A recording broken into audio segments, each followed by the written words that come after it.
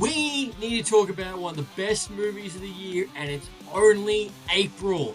I've got a movie for you that is a mix between Saw and Deadpool. That movie is called Novocaine, and we are going to get into that right now. Welcome to the Lights, Camera, Rant Podcast.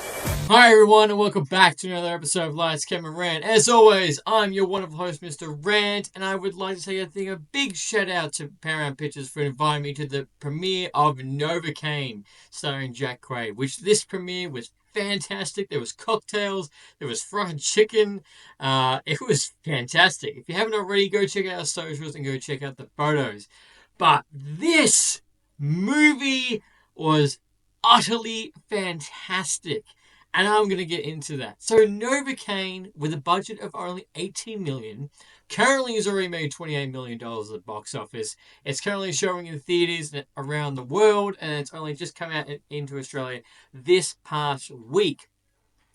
So what the plot of Novocaine is, we have Jack Quaid, an introvert with a disability? Yeah, disability, if you will, with a condition where he can't feel no pain. Novocaine. We can feel no pain. And he seems, at the very start of the movie, he is struggling with it. We see tennis balls in different locations so he can't hurt himself, because he does mention later in the movie that if he can't feel any pain, so he doesn't want to stab himself or get bruised or bleed, because he's not going to feel that. Especially when he mentions that later in the movie, that when he's eating food, he does struggle with it as well. So we see him in his life, and we see that he's an introvert who works at a bank. And this movie is set, of course, on Christmas Eve. This does happen. And, of course, when things happen at Christmas, things don't go right at all. Die Hard. At all. So, I know how this is going to work out. So, at the bank, he meets a girl called Sherry. She's one of the girls that works there. We can find out that she's obviously one of the love interests straight away. He goes on a date with her. We get a little backstory more about Novocaine, about how he got his nickname about Novocaine, how people treat him, which is a bit rough. Like, I feel for the guy. Like, he says the kids used to beat on him and everything because he couldn't feel any pain at all. They used to treat him like shit. Sherry does stick up for him at one point, and then, of course, that's a love interest that has a wild night. And that which leads us to the next day, which we get to see what happens next, which is a whole bunch of gang members that rock up and try to take over the bank and get the money and get out of there and rob it. So, of course, this happens at Christmas. So there's 3 robbers that go breaking into this bank, which unfortunately they do kill the bank manager, which he was only a really nice guy at the time, which he has a short life. And then we also see that Novocaine, who's really, really happy, he's next in line. He gets knocked out, gets pretty shocked about the blood. And of course, he tells them the code. They get the money. They take Sherry as hostage, and they get out of there. Novocaine being, no, I want to save the girl. I want to do the right thing. I've played safe in all my life. I'm going to go out after her. So when he goes after her, this turns into a chase. With some of the most ridiculous fight scenes that turn into some really squirmish moments. And I have to tell you this because I've been in a theater where people have cheered, people have cried, there's been dead silence. I've never been in a theater before where you could feel where a particular scene happens where everyone's going, oh, you can feel everyone squirm together. Just because of a particular scene, because he can't feel the pain, he takes his, basically, when someone says they throw their whole body into this, Novocaine literally throws his whole body into it. There's a scene where he puts his hand into a deep fryer, which, that's rough. You see him break his thumb, you see him break different parts of his body, and later on, at one of the end fight scenes, he uses a body part that I was expecting nothing dirty, but just a way to end it all is not what you're expecting. So when he goes after Sherry, we've where he goes after Sherry, all this mess. We also meet the two police that are chasing him, which we do get to meet the main police lady, which her name is Mitzi, which she does feel for Novocaine on what he's trying to do. And he does say her, he's like, you ever love something? You're like, no, I just gotta go at it. I've gotta go do it. I'm doing it right now. And she kind of sympathizes on this. So she doesn't fully go after them, but they are chasing him.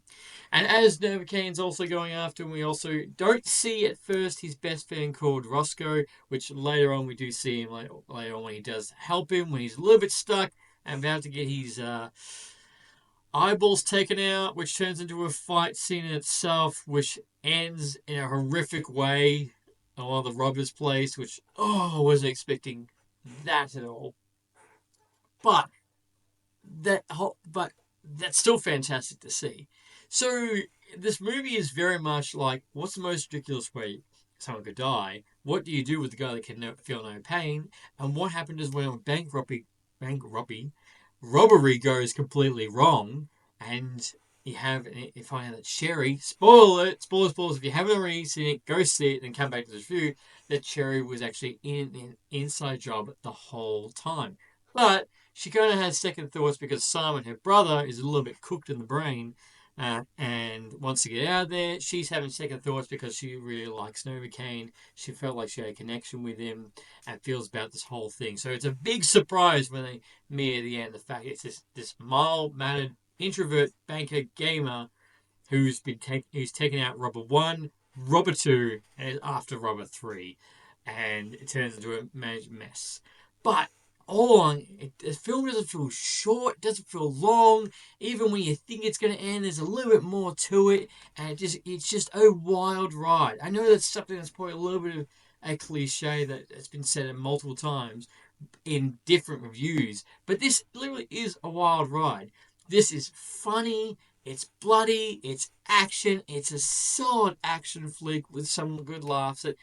No, definitely don't make your kids watch it, but a Saturday flick, definitely go check it out. If you've got time for go to the movies, I highly recommend if you're up for a good, solid laugh.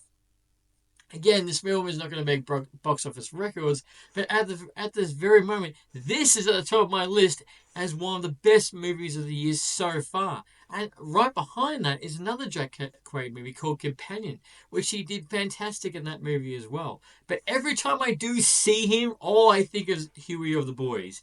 Every single time. I don't think of anybody else. I'm just like, oh, it's Huey. Straight away. And of course, when I see Roscoe, I'm like, oh, it's Ned from Spider-Man. Like, that's the first things that come into my mind. So, he does save the girl, he does save Sherry. It turns in brutal. There's a lovely, nice little scene at the end with the police lady as well. Mincy, which is nice and humbling, and what his life's going to be next. Showing the fact that, he does have this condition, but he's basically used it in the best way possible. He's found a way to go through with it and live his life in a better way. And he's obviously got a love interest that, she's in jail at the moment, but she will get out soon-ish. And just sometimes the simple things in life, just having some pie, could be a big struggle for some people. And you can see him struggling that. So it's a very good film in showing what, even though you have a disability, how you can turn that into a raging weapon. And just what you can use your different body parts for to get the job done. Especially, but this is the entire theatre. We were laughing, we were squirmish the entire time. So this is one of the best movies of the year. Loved it from start to finish. And as I said, it didn't feel too long. It didn't feel too short. It was just about right. And look, it probably will become something very much like a sequel to it. They probably will, because, like John Wick or like Nobody. So if they do make a sequel to this, I'm up for it. I'm going to watch it, but at the same time, as a part of it's like, it doesn't need it. That is a nice, wrapped up story. That is good. That's done. We need nothing else. So hopefully this doesn't get a sequel. But I would know. I would love to know. What do you think of the movie? Have you seen it? What was the most gut-wrenching moment of the film that made you squirm the most? Please let me know in the comments. And as always, until next time, Happy ranting. Thanks for listening to Lights, Camera, Rant. If you like the show, don't forget to subscribe so you don't miss a single episode. While you're at it, leave us a rating and review, and be sure to tell your friends. Until next time, happy ranting.